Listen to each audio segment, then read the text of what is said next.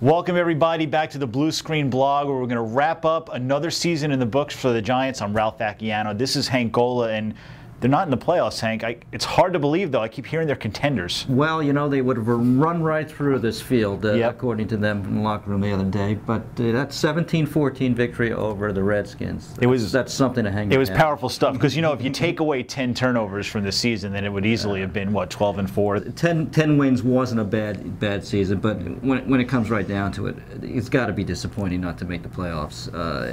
When certainly they had the chance against the Eagles and the Packers back-to-back. And there's no question they underachieved, and we saw this back in week 3 or 4 that turnovers was going to kill them, and they had the talent. There's no doubt about it. But you are what you are. Eli Manning, I'm not a 25 interception quarterback. Well, that's what the numbers say. Right, and it's not like Eli's hasn't had this problem in the past. He's been prone to turnovers throughout his career, so it is what it is, and this year is not very good. Now they bring back Tom Coughlin, which is really the only choice they can make after a 10-win season.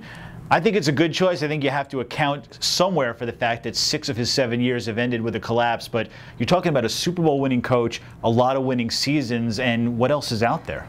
That's true, and the Giants organization down through the years just doesn't make radical changes, and they want stability. They do have it in Coughlin. There are certain things that are great about him. The Giants do put in professional effort every week. You know what you're going to get from them from week to week. So unless they're going to be willing to blow up the whole thing, and what's out there? Bill Cowher?